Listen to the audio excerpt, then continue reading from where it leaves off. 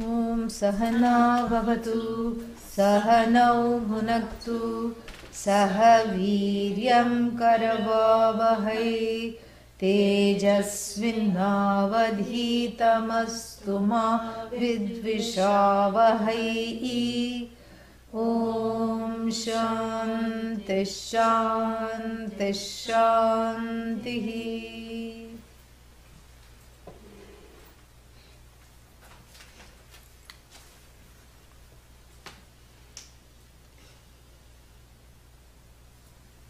This is what is important, these two standpoints, because both the standpoints are a simultaneous reality in my life.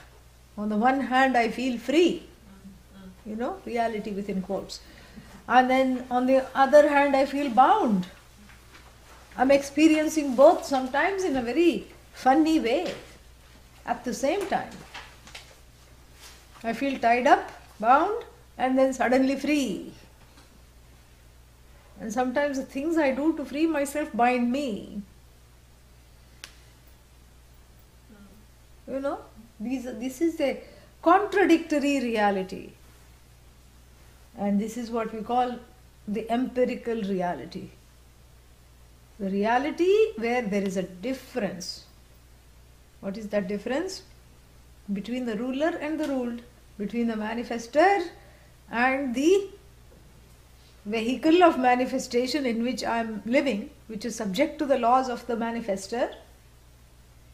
So there is that one contradiction. And the second one is what?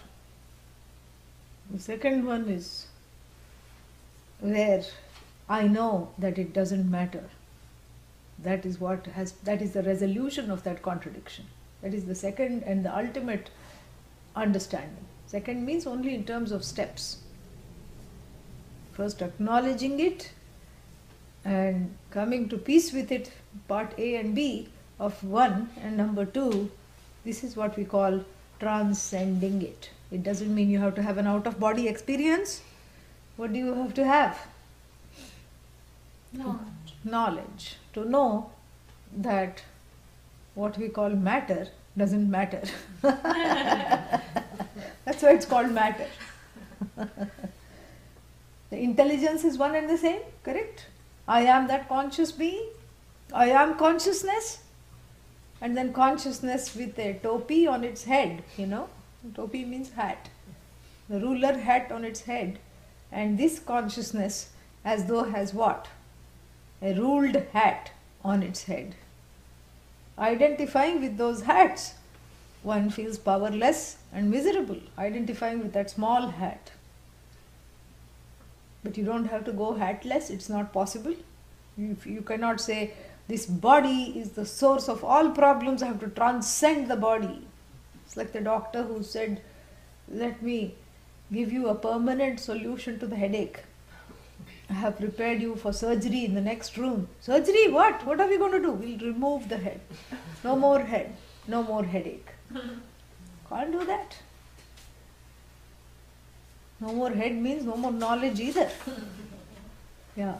So in and through this difference, I appreciate the oneness. In and through this difference, and as the clarity grows, the matter that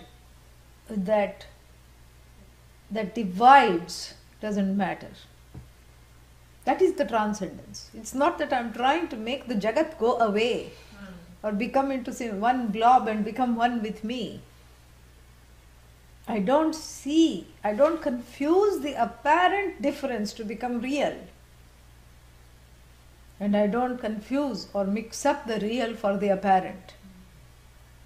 Because there are these two discernible orders of reality. In fact, there are three, starting with the individual. Three realities in keeping with the sources of difference, Jiva, Jagat, Ishvara. Very, very beautiful. That first reality is what we call Paramarthika. Paramarthika means absolute. Where there are no differences. That consciousness, one without a second, where there cannot be sorrow, no fear. I am that consciousness. That is that Paramarthika. That is what one has to internalize to see that. But then the spin-off of this Paramarthika, a cough-up of this Paramarthika, but an as-though cough-up, is called Vyavaharika. Yeah, at the level of the Jagat. The manifestations have to be accounted for, have to be reckoned with. And my own relationship, who is this me? The one who is endowed with a body, mind, sense complex, which I can't seem to jump out of this skin whenever I want. So this one has to reckon with this manifest universe and find one's place within it. This is what we call the manifest or the empirical reality, Vyavaharika, the transactional reality of names and forms, where names matter, forms matter, correct? Yeah. But the reality is what? The ultimate reality is that the names and forms that matter are just matter, So ultimately they don't matter. But in the present, they matter because I am left with this Jagat and I have to seek my place in this Jagat. So at the level of Ishvara, when everything is Isha Vasyam Idam Sarvam, when I say, there is no difference. You are Ishvara, I am Ishvara, outlaw is Ishvara, in-law is Ishvara, everything is Ishvara, Ishvara, Ishvara, Ishvara, Ishvara, Ishvara, Vara, Vara, Vara, Vara, Vara. Vara means always. Yeah, always there is Ishvara. Fantastic. But where is the rub? The rub is at this middle level, where I have to deal with all these things which I don't like. That is easy to do, but I have to deal with the things that don't appear to like me. Who is this me? The one that is endowed with a body. That's why somebody is mad at me, somebody is sad at me, somebody is bad at me. This is how one keeps going. So at this level is this difference, Jiva and Ishvara. The difference comes at the level, is manifest at the Vyavaharika level, the transactional reality. And the transactional reality is like even this pot, correct? So the name pot, the form pot, makes it worthy of having some transaction. Not that it can even carry water, not even a thimbleful, because it has a big hole there. Yeah. And then what is the function? It allows us to teach about Vyavaharikam. That is what it is. It's a superior teaching pot. It says, I'm not the carrier of water. I'm not a commoner water carrying pot. I'm a superior teaching pot. Vedanta pot. That's what it is. And so, that is its function, is to show this differentiation. So, at the level of name and form called pot, they will always be, swallow it up. So, therefore, if let us say this is Bhagavan pot, this is Jiva pot, this is Ishvara pot, Jiva has to reckon its difference and come to a place of acceptance, come to a place of surrender, come to a place of acknowledging helplessness, which is surrender. And also because both are clay, both are Brahman. So really there is a way of influencing the manifest universe through action. That capacity is given. Correct? Universe is given. Capacity to influence the universe is also given. And prayer is an action that influences the universal order. It can. Yeah. That is an action. So just like now they are finding how to make artificial DNA. This is fantastic. Yeah. They are very excited about this. And so like this, that is a way of quote unquote altering the flow. We are not, the Vedic tradition is not stymied by that at all. clones, ठीक है, because we say Bhagavan allowed it, so it must be all right. There must be some karma there. How does one become a clone? In the last life, copied everything from everyone. Was a copycat. So how this copycat has to resolve and exhaust the karmas in the next life, that's what we will say. We will say if it is not a possibility, so this is not somehow interfering with God, so to speak, because who can interfere with that, which is which is all power, omniscient, all pervasive. So if cloning is a possibility, that possibility just collapsed, just became a reality. Everything is a possibility. That there is an order is a possibility. That this I, who is in the grip of this order, is a possibility. That is what is the conditional reality. Conditioned reality. As though conditioned. And then the one who is in the grip of this reality also has to a certain extent, the ability to change one's circumstances. That is also there. If it's too hot, put on the fan. If it is too cold, turn off the fan. Yeah. Or become a fan, That's what it is. So therefore, that possibility is there to make life more comfortable, to make life less wanting, to fulfill some of the desires.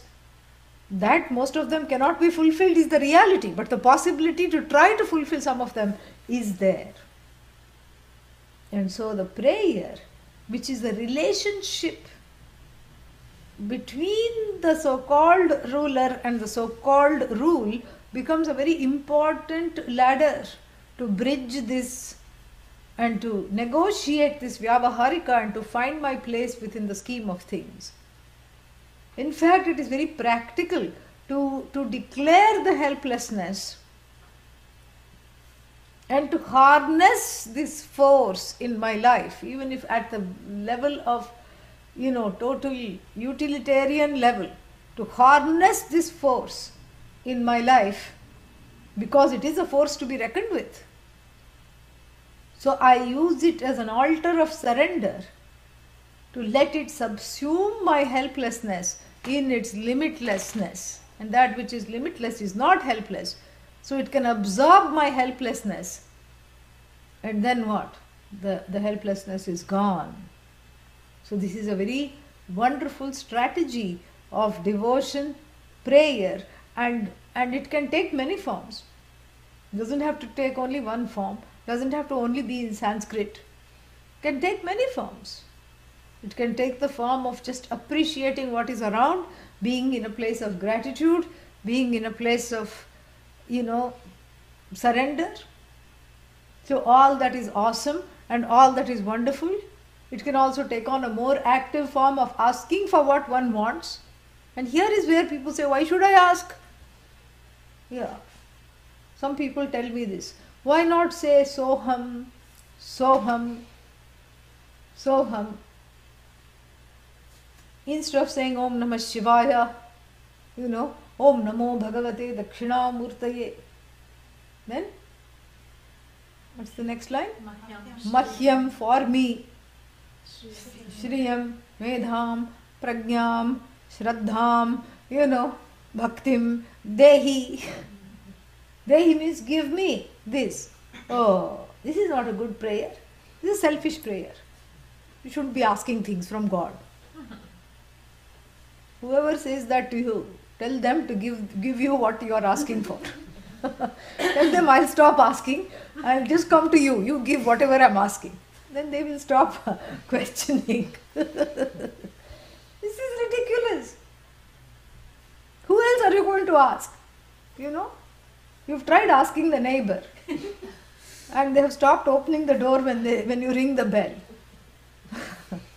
Because they open the two blinds and look at you with it's that same begging person. Okay, never. Pretend they all get very quiet, turn off the music and pretend to be not at home when they see you walking up the driveway.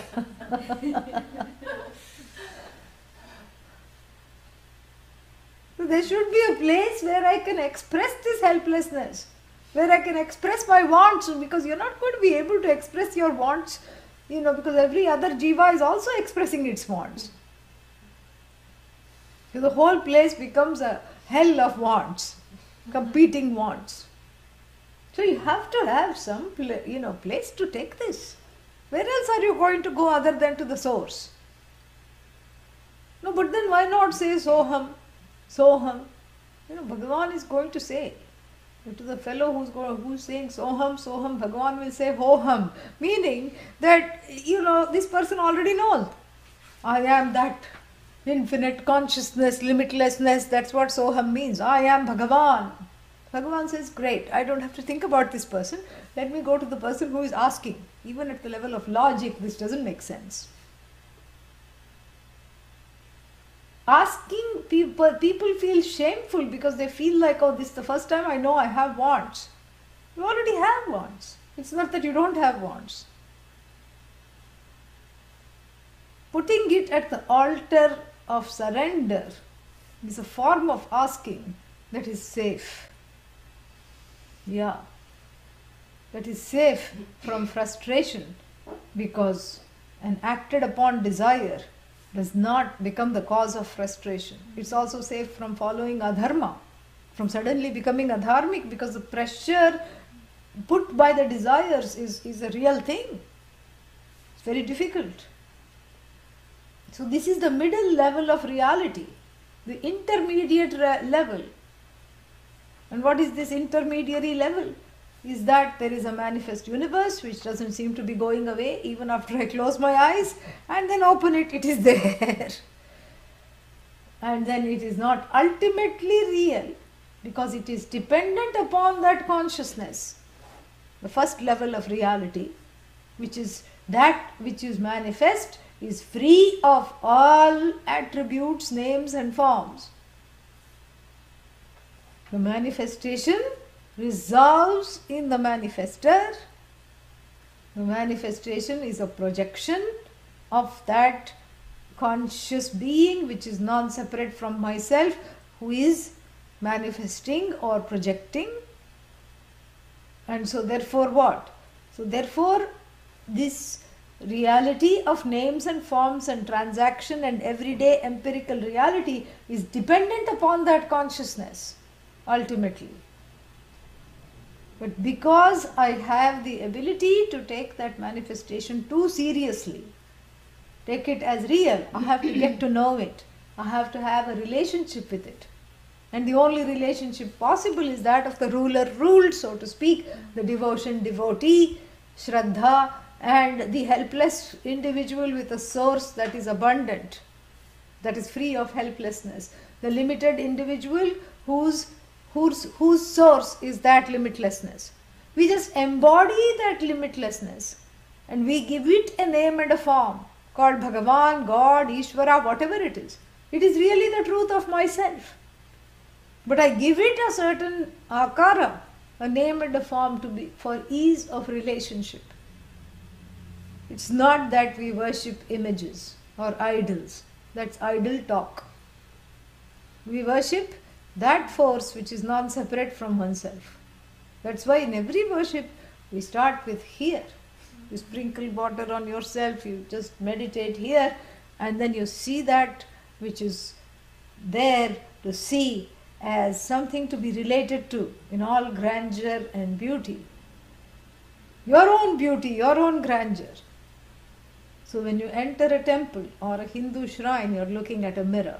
That's what it is. That's what it is. That's all it is. That grandeur that you cannot believe you are, you create and you connect to it. Teach me the truth of myself. You who reside in my heart, I'm giving you a name and a form to be able to have ease to relate to. This is why the altars are so grand. And this is the reason, because it puts me in a place of devotion, it puts me in a place of Shraddha, trust, and it puts me in a place of reckoning with all the hurts and fears of this very thing from the beginning that I have nursed, and it puts me in a place of reducing ragadveshas, which are an important preparation to understanding myself as that paramarthika, which is the ultimate goal. But because this paramarthika has a name and form of being the manifester, I have to deal with it at that level. Like if you're hungry, you cannot say, I'm paramarthika, Brahman is free of hunger. Nobody says that. Why should I have brownie? Brahman is brownie. You know, that's wrong. Okay, brownie is Brahman. Yeah, that may be correct. But still, why do you have to eat it? Because you are at this level. At this level there is hunger. Yeah, but everything is mithya. Who said hunger is satyam? Mithya means dependent reality. The manifest reality is dependent upon that consciousness which has assumed the role of the manifester in relation to that which is manifest. Yeah. So it is dependent upon that. You know, it's like that king who had two ministers. One was an Advaitin. Who is an Advaitin? One who is in Advaita. The other was Advaitin. Who is Advaitin? One who is in duality. And the king purposely hired these two scholars in his inner coterie of people so that he could be entertained by their arguments. And once they went on a picnic, then what happened? And then, Advaitin was expounding some very difficult aspect of the philosophy. He was talking about this intermediary level of this and that and the ultimate level, and then abhinna nimitta upadana karanam.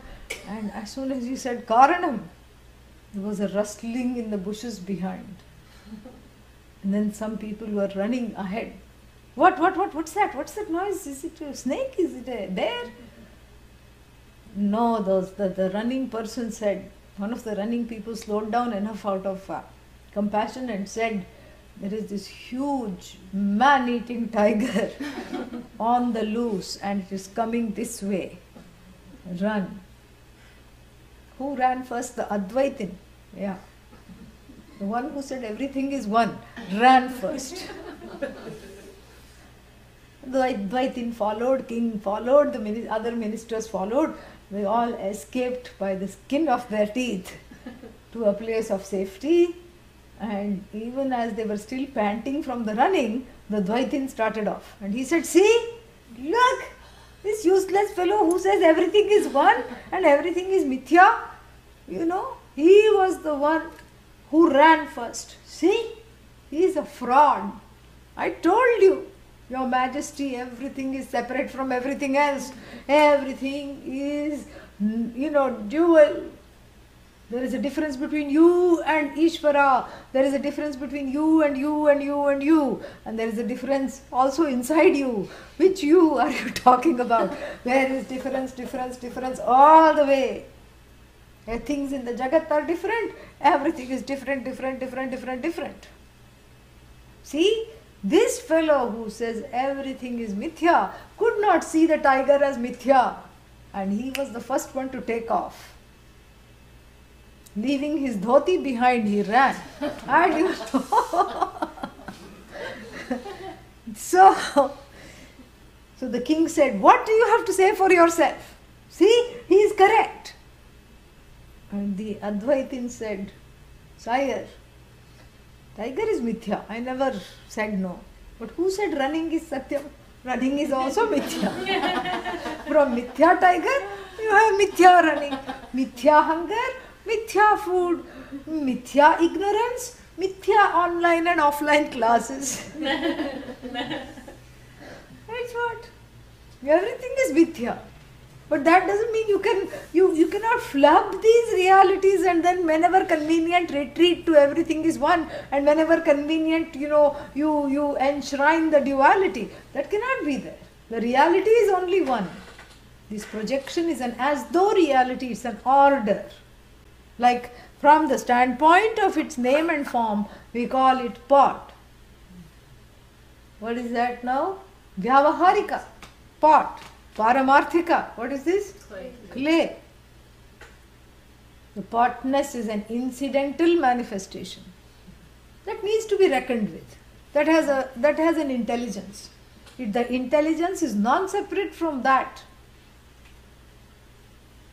which manifests it. And here it's not like pot, it's unlike pot. Because the material you see, the clay is the material cause. Upadana karanam.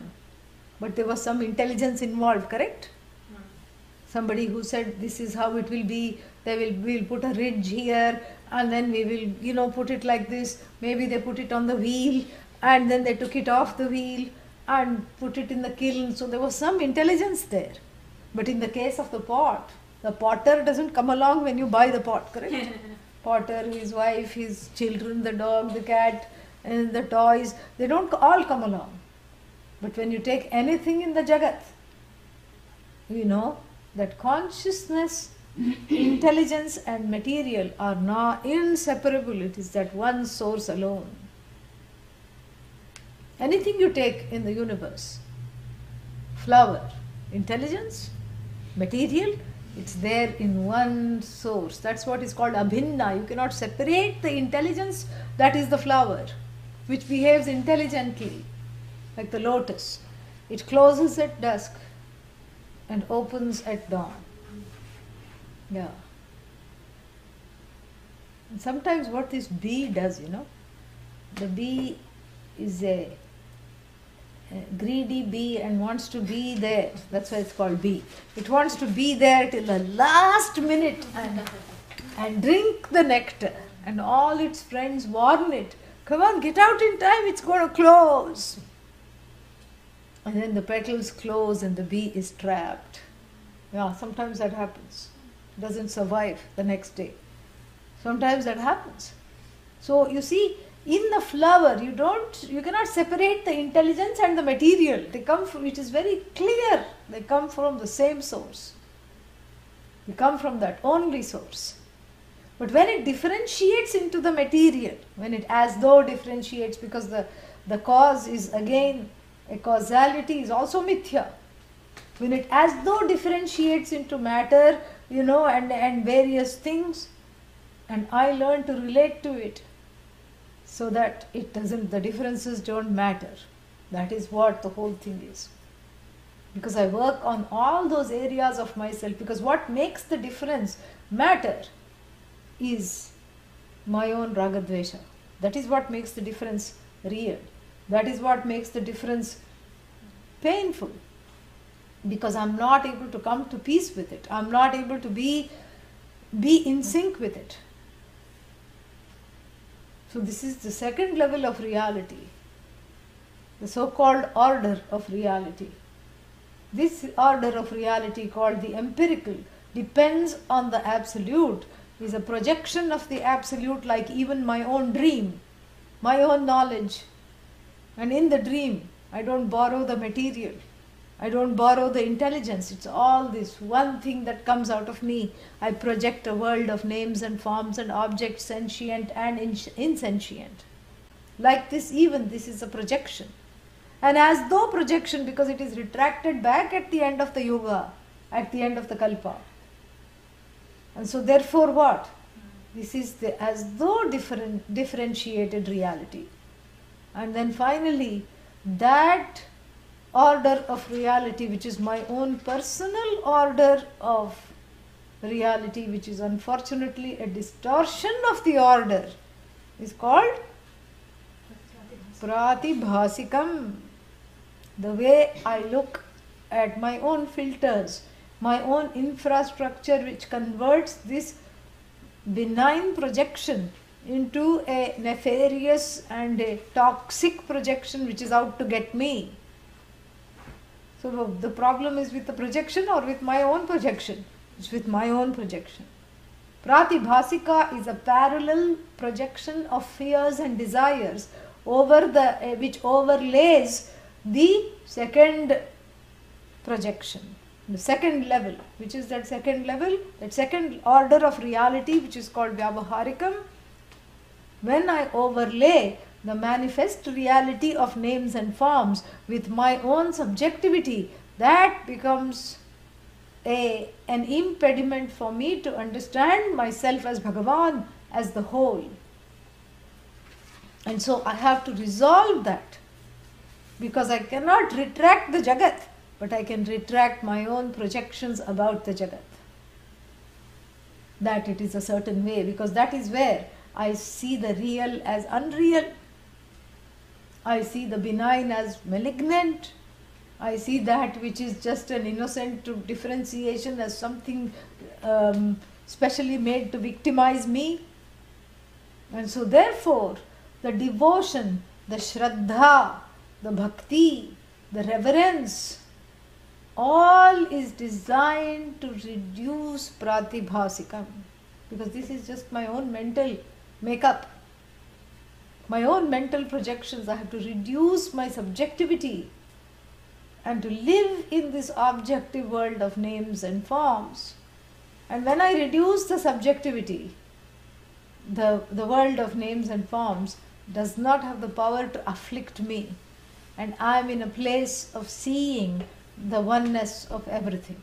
That is why you have to go through this whole rigmarole, because the second order of reality becomes a trap, not because it is a trap, but because I bring my own projections to make it into a trap.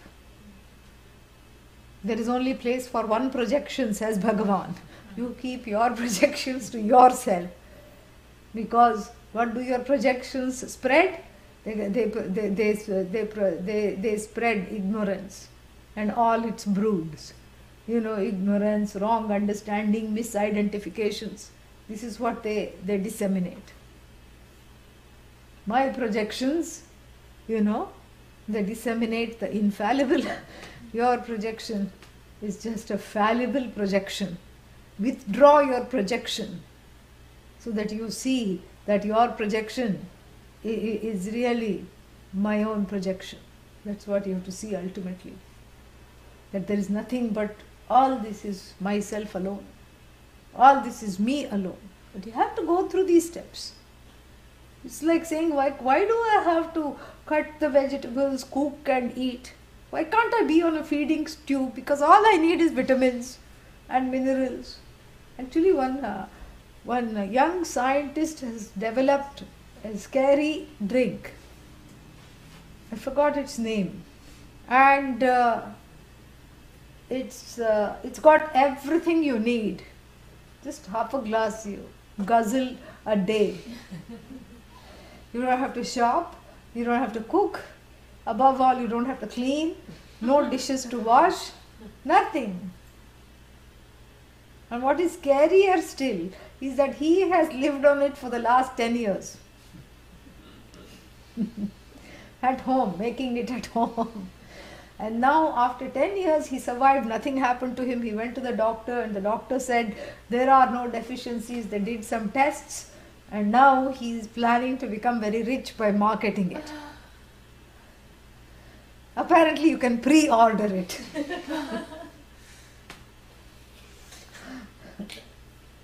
I'm not making it up. This is real. Real in the second order of reality. As though real. So, so this is something which is interesting. So there are people who do that. But you can't do that in every area of your life. Yes, maybe this is the way of the future. Is that everybody, instead of carrying lunch packs while going to work, you'll just carry a vial that you inject yourself with, and then you suddenly feel fine. Maybe this is the food of the future. We don't know. But for right now, you cannot pretend that this doesn't exist and you cannot bypass. What is this rush to bypass everything? No, I want to this second order of reality. I want to bypass. All right, bypass it. How? That is my question too. How do you bypass that which is not really there? I have to see that it doesn't matter. And this is another Vedantic paradoxy where it first matters and then I see that it is just matter, and then when I see that it is just matter which is connected to that intelligence, and it doesn't matter. This is how it is. Everything is like this. Everything is like this. If I am one, why do I need the teaching? That's my question too. Why are you here? Why you should ask all the questions? Why can't I ask a few? That is my question. Why are you here? Well, I don't know. Yeah, that's why. I don't know that it doesn't matter. So I have to pretend. See, I'm not even pretending. I think it matters. So I have to go through the steps as though it matters. And those steps are so sure-footed because they have been taken by all the sages from ancient times. And when I take those steps of acceptance, devotion, relationship to that one, and dropping all the filters of my own projected reality upon the world, upon myself, upon the creator of the world, reducing that subjectivity, then it doesn't matter. That is what we call knowledge. That is what we call liberation. So in order for it to not matter, I have to go through the exercise as though it matters. That's what it is, because I think it matters. The second order of reality is all as though projections, as though projector, as though projected. And I have to make the peace between these things. I cannot bypass. How can you bypass the as though? Already poor thing is just as though. Can I as though bypass? That's what we are doing. We are as though bypassing. Because the problem is with this intermediary order, as though order of reality, where the as though becomes real. And I tell you, when the as though becomes real, the real becomes as though. And this is the twofold problem of the jiva. Atmani anatma darshanam, anatmani atma darshanam. In the non-I, I see the I. That's why the house is I, the son is I, the daughter is I, the child is I, the spouse is I. It's all me, me, me. If something happens to them, something happens to me, I'm affected. So in the not I identify. And where I'm supposed to identify, in the I don't identify. I'm not limitless. I'm not whole. I'm not all knowledge. It's the twofold problem. When the reality, which is intermediary, the as though becomes real, what is real becomes as though. Therefore, I have to take this as though reality as though it is real. And then I have to deal with it, and the differences between the manifester and the manifest, that differences I bridge through building a bridge of surrender, devotion, worship and acceptance. Shraddha, trust. And I use this bridge to drop all my subjectivity. And then I find that it was an as though bridge. And in fact there was no need for the bridge because there was no difference. This is what the beauty of Vedanta is. It doesn't dismiss the Jagat. It transforms it in your mind so that it really doesn't matter. Yeah. It doesn't matter. You don't have to dismiss the Jagat. When its bluff is called, there is nothing to dismiss. How can you dismiss something that doesn't really exist? Yeah. This is where we have to go. And so there are these two levels I have to make peace with them. And the more I make peace with them, the better chance I have to understand this non-separation. So with this very long introduction, let us look at the Bhashya.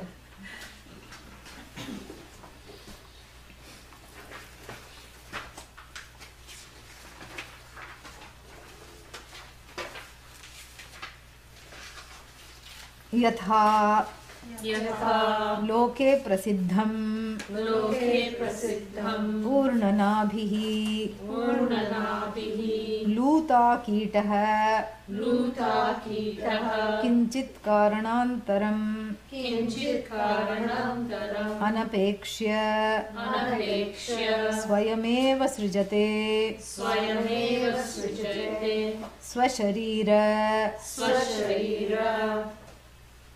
अव्यतिरिक्तान् avyatirektam eva tantuh eva no tantu eva tantun eva tantun bahih prasarayati bahi prasarayati पुनः पुनः तानेव तानेव गृह्णते च गृह्णते च गृह्णाति गृह्णाति स्वात्मभावम् स्वात्मभावम् एव एव आपादयति. आपादयति. That was one sentence. Anyway, so yatha, this is from the text, the word yatha. Yatha means just as, he doesn't explain that. Loke prasiddham means as we have seen in the world. This example, as we have seen in the world. And what have we seen in the world? Urna nabhihi, this woolly bellied one. And what is that woolly bellied one? Luta kitaha, another name for spider. So the spider, what does it do? Kinchit karanantaram anapekshya, without depending on any other cause. Karanantaram anyat karanantaram. Right? Yeah, without depending on any other cause from what? Other than itself. Yeah. Without depending on any other cause, just as this spider, what does it do? Anapekshya, not depending on any other cause, swayameva srijate. Itself creates, itself projects. What does it do? How does it project? Swasharira avyatirikthaneva. Other than its body, its own body, not depending on anything else other than its own body, it creates. How? It prasarayati, it spreads, it disseminates, it projects. Prasarayati here should be taken as projects. It projects what? Tantun bahihi prasarayati. It projects a thread outside. From where does it project? From its own self. It projects a tantu. Tantu means a thread on which it is hanging. That thread, it manufactures the thread as it comes down. As it came down to scare Miss Muffet, who was sitting on a tuffet. And this spider came down. How did it come down? With the help of its own self, its own little, it's like a trapeze artist. It created the rope upon which it walked, Yeah, it created its own rope. And then it projected this rope, created the rope out of what? It did not, call a rope maker and said, please send a rope, I have to come down and scare Miss Muffet. No, it didn't say that. It said, I'm going to scare her all by myself. And it created a rope out of nothing other than itself. Yatha. Tantu means thread. Tantun, many threads. Bahihi prasarayati. So these threads, what did it do? Those threads came out of them itself. And then what? Then, Miss Muffet got the wiser. And this Miss Muffet, who was sitting on the tuffet, looked, she was eating her oatmeal. No, what was she? Curds and whey. She was, poor thing, was sitting and having probiotics.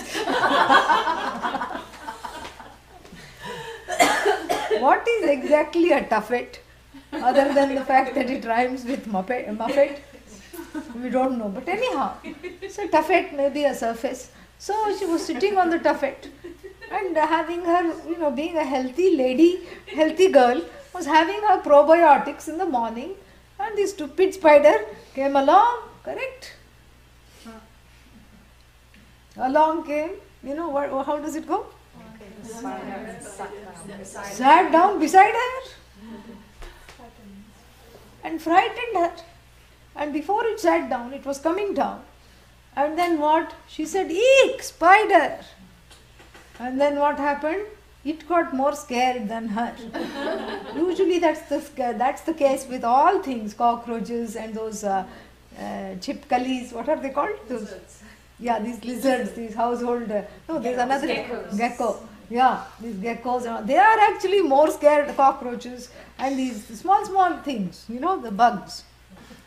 You call them bugs because they bug you, but actually they are bugged by you. They think, oh my God, this huge creature, at least until now, this he or she was quiet. Now this one has started to scream. 150 times bigger than me and has started to behave like a banshee, running around the room, screaming his head off, and oh my God, where am I to go? The spider does know that there is a place to go, and so it said, oh my God, I made a mistake coming down, let me go up, and it starts to eat up that thread which it has created, and again, not depending on anyone, that same thread which was projected is ingested, is assimilated. That's the idea here. Yeah. If the spider was writing the Muffet, rhyme, it would sound very different. Yeah. It would sound very different. You should attempt it. From the standpoint of the spider, you can rewrite this nursery rhyme. Yeah. And then it will look very different. Who is the real victim here, Yeah. The one that is smaller, that is the one we have to that is the one we have to protect. Yeah. So then what did it do? It prasarayati. It projects. And then what? Punaha. Again, tan eva. It does not retract unto itself some other thread that some other spider made.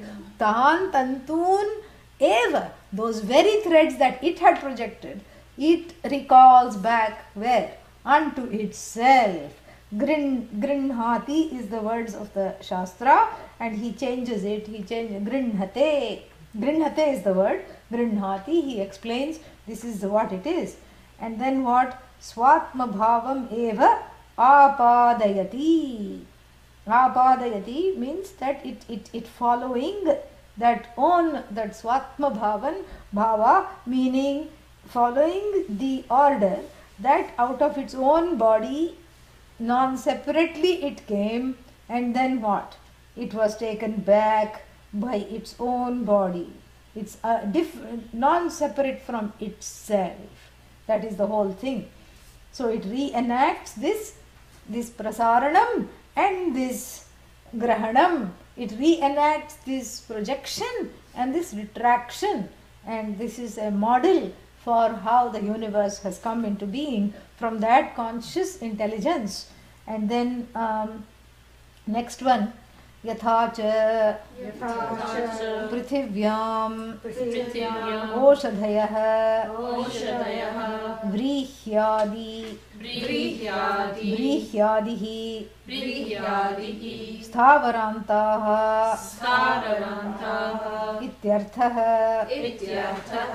व्रीह्यादि स्थावरान्ताः, only one visarga. व्रीह्यादि स्थावरान्ताः इत्यर्थः. So this is what it says. So the next example is, just as from the earth, prithivyam, from the earth, oshadhayah.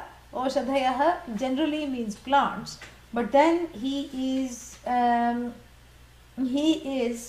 talking about various grains here. Vrihi means rice, wheat, etc. So vrihi adi, wheat, rice, all these grains. Sthavarantaha means these forms that do not move. Things that do not move have come from these earth. Plants have come from this earth. And then again, how have they come? Swatma avyatrikta eva prabhavanti. Is it prabhavanti or sambhavanti? Yeah. So here he has changed the word in the bhashya, which is sambhavanti, and then he's explained it as prabhavanti. That's all. So here he says that how do they come out of the earth? Are they different from the earth? They look different, but they are non-separate from the earth. In fact, if you pull them out of the source, what will happen? They will die. So this is what it is. Yeah. So first we saw the spider, and now we are seeing the tuffet. Tuffet, Anne explains, is a clump of grass.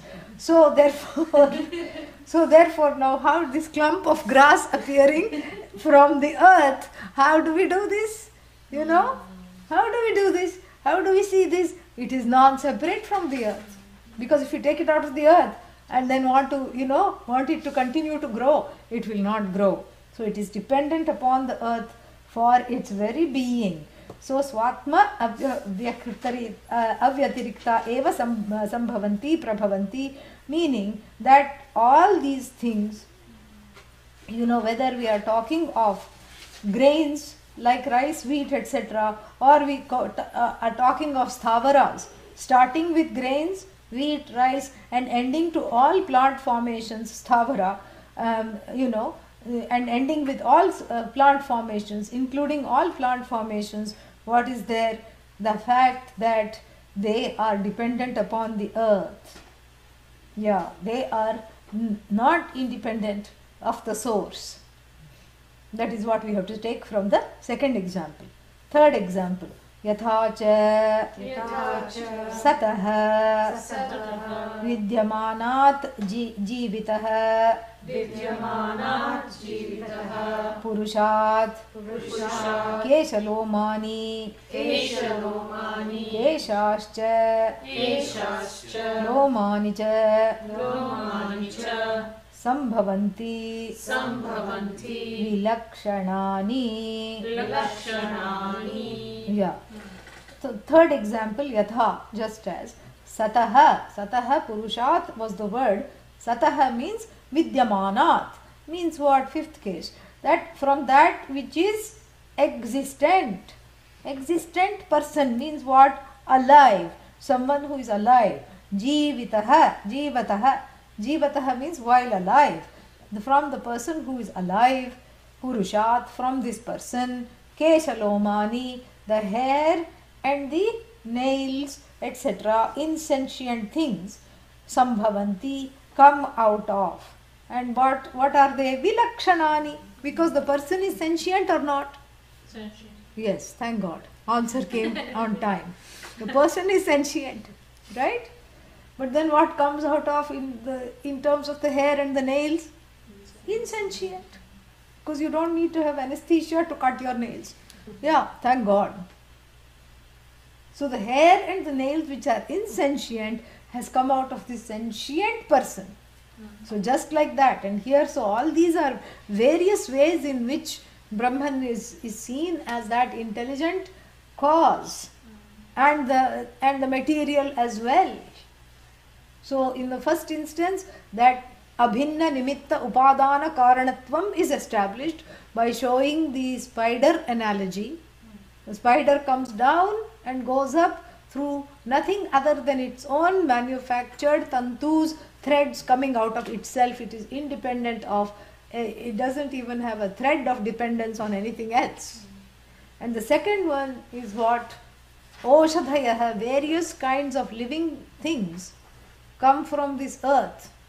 And even though it doesn't say that, it says from this earth, which is different from those living things, but sustains all those living things. And how many kinds of living things are there?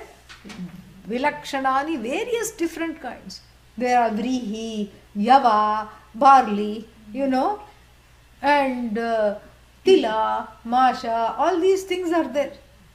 There are grains, seeds, nuts, fruits, flowers, all these things. Some plants don't have fruits, they have only flowers. All these things are there. So therefore, these whole earth, that the plant world which is sustained by the earth, which rises out of the earth and goes back to the earth, that is the idea. So Brahman is like that, which sustains many-fold and variegated manifestations, that same source. Then finally what? Just out of the live person comes dead things like hair, nails, etc. So this is for the argument, if Brahman is sentient, what explains the existence of earth and the five elements, etc., which are all insentient? How come if it's sentient, if the DNA of Brahman is sentient, everything that it brings forth should be what? Sentient. But how come insentient has come? Well, because what about your own nails? Are you sentient? Yes. But how come you have nails and hair that are insentient? So the sentient entity can be the creator, so to speak, because the creator status itself is a dependent reality on that consciousness. It's just a manifestation of that consciousness alone. So then how can this person, how can this sentient entity create the insentient? That is what is taken care of. Very ingenious verse. Yeah. And he says vilakshanani, different from the person. Vilakshana is difference. Yeah. Salakshanyam and vilakshanam. Vailakshanyam. So this is what is emphasized. Vailakshanyam, the difference between the creator and the created in terms of how the sentient conscious Brahman can create that which is insentient is defined. Yatha ete drishtantaha tatha vilakshanam salakshanam cha nimittantara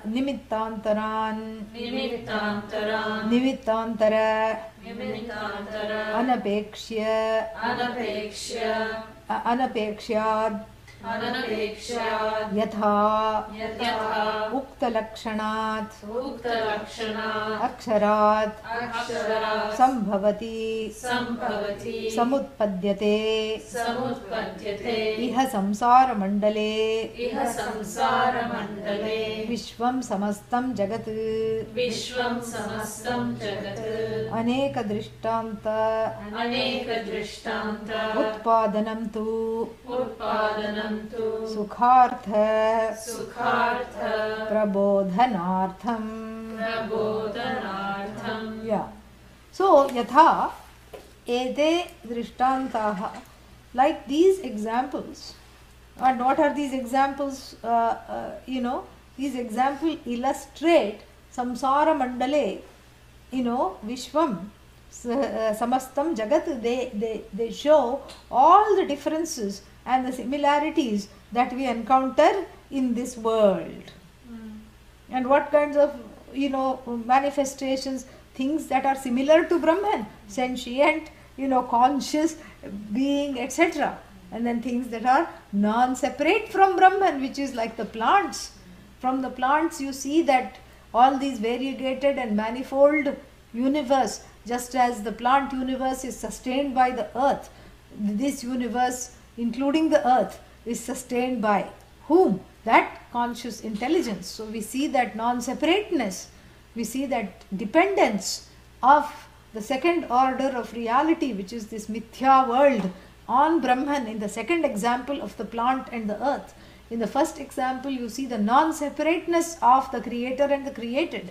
The created resolves into the creator, just as the thread of the spider resolves unto itself and is projected by itself. And then in the final example, you see the Vailakshanyam. You see how that conscious entity, out of this conscious entity could come the, the insentient things as well as the sentient things. So you see this.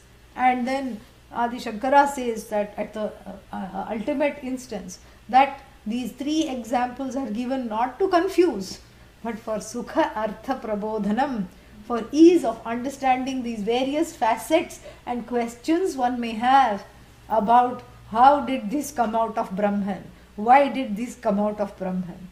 And that person is not at the place to understand, nothing has come out of Brahman, this coming out is as though, going back is as though, that person doesn't understand. So this model, really we don't have a cosmology.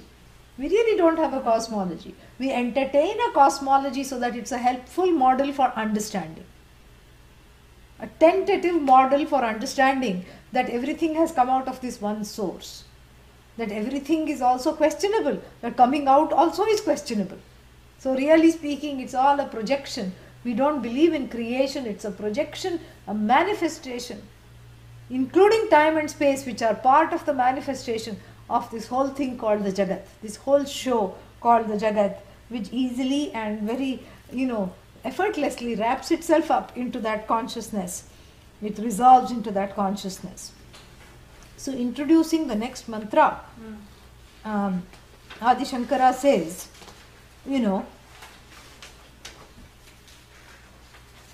Yat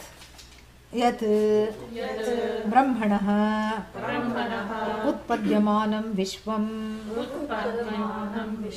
Tat Anena Kramena Utpadyate Na Yugapat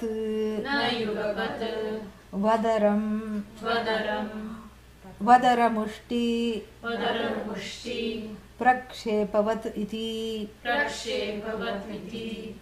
Kramaniyama Badara or Vadara? Badara, yeah. But it's here. It's written Vadara. That's why, yeah. Badara Mushti Prakshepavat iti Kramaniyama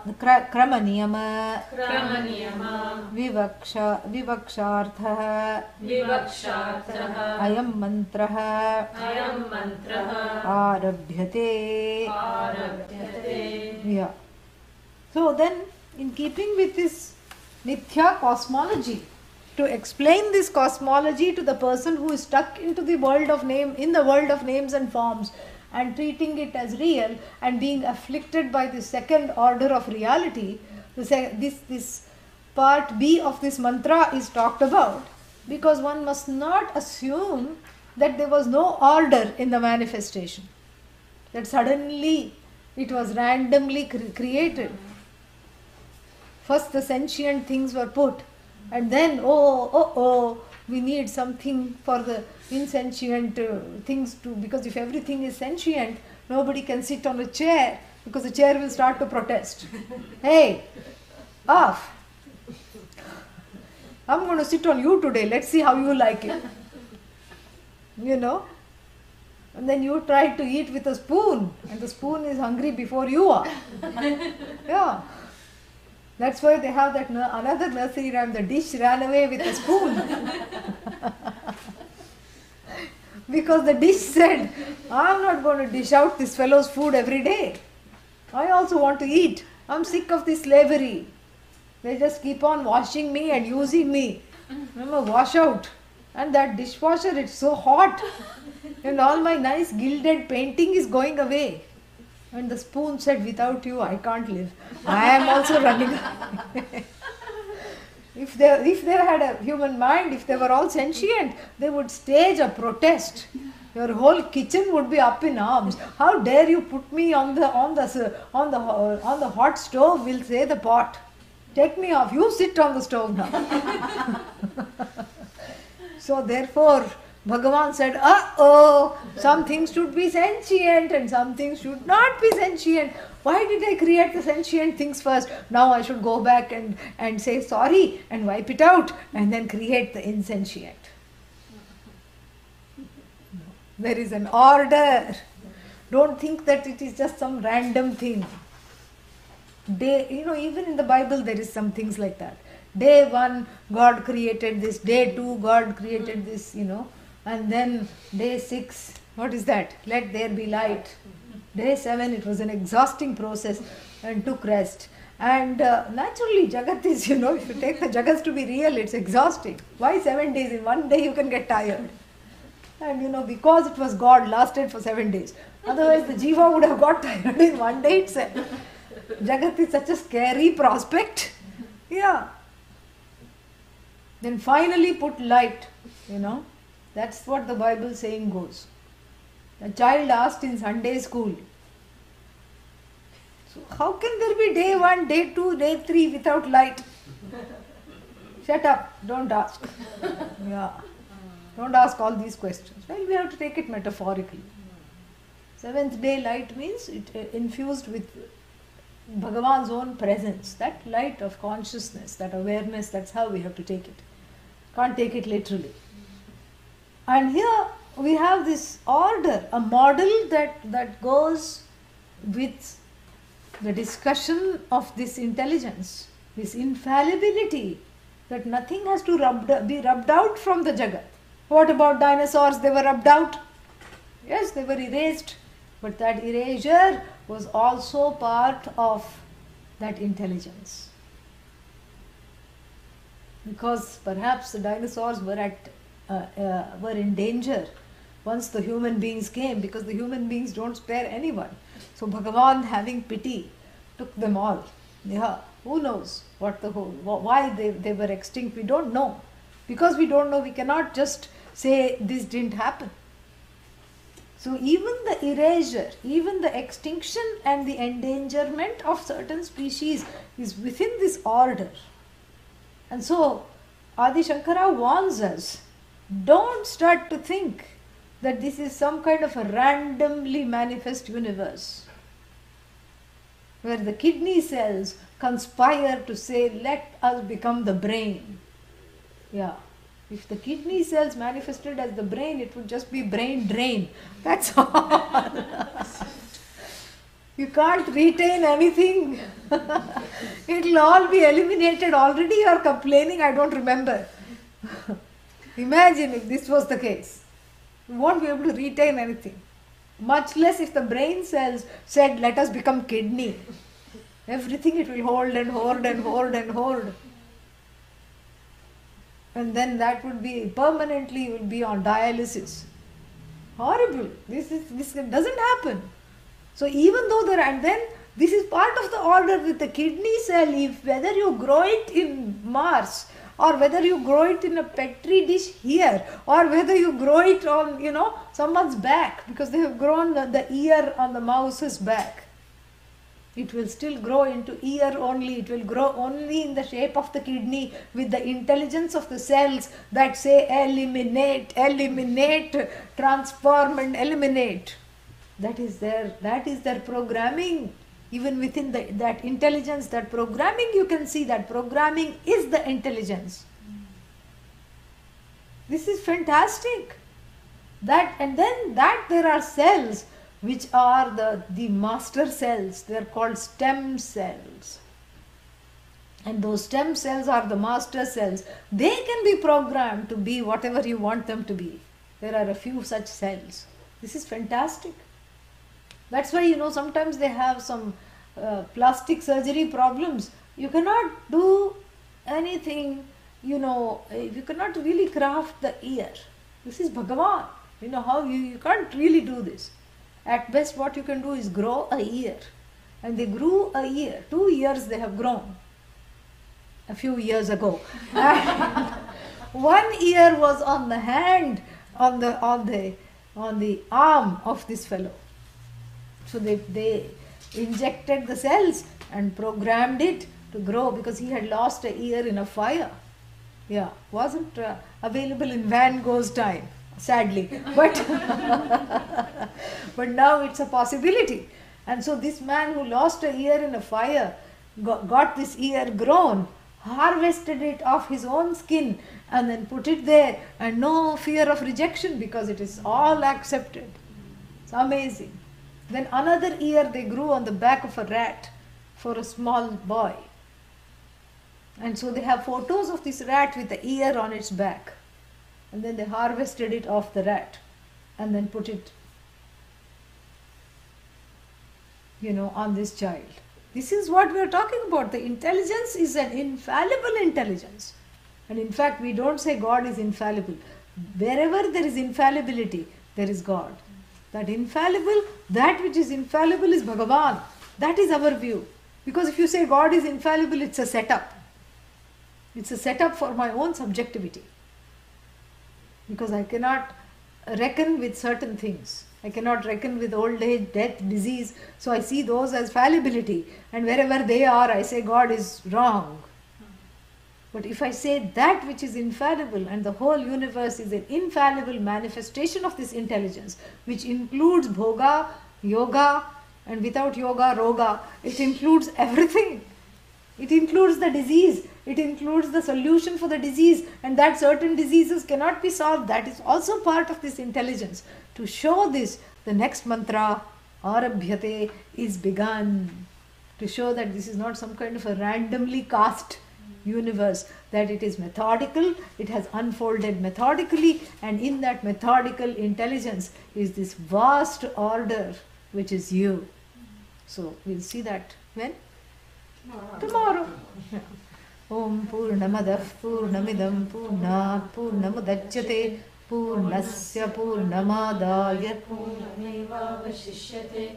Om Shanti Shanti Shanti Harihi Om Shri Gurubhyo Namaha Harihi Om. Any questions are there? Yeah, they are awesome. Yes. Especially for the jiva who is feeling awful. From awful you go to awesome. That's the sum total of the teachings. Yeah. Swamiji, is Ishwaratvam Tatastu Lakshana? Huh? Is Ishwaratvam Tatastu Lakshana? Not tathastu, tatastha. Tatastha. Yeah, tathastu means so be Yeah. it. Yeah. Yeah. Tatastha. Right. Tate tishtati. Tata plus stha. Tatastha. Tatastha lakshana, yes, that is Ishvara. Yes. But if you say Swarupa lakshana, that is also Ishvara Swarupa, but Ishvaratvam is not there. Yeah.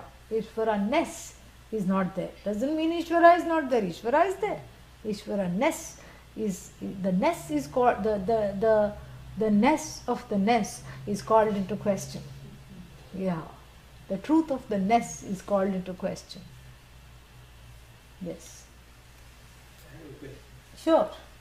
So, when the universe is sentient, Yes.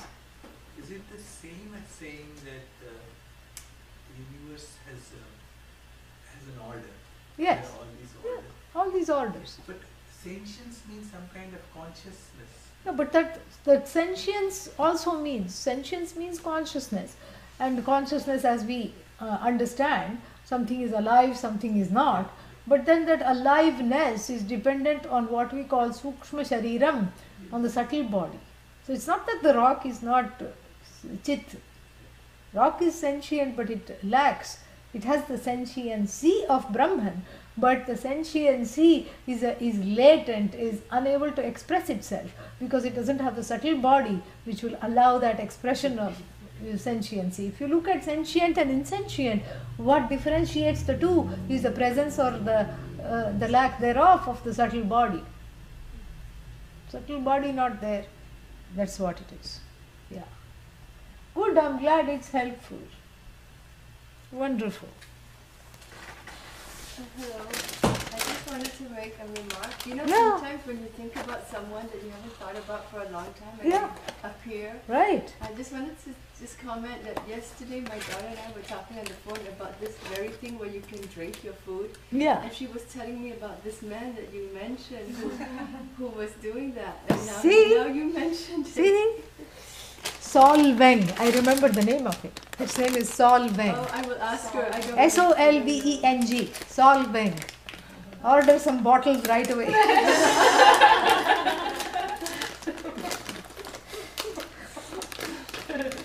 See, it's not a coincidence. That is how Bhagavan visited you in your life today. It's wonderful. That is the miracle. Come.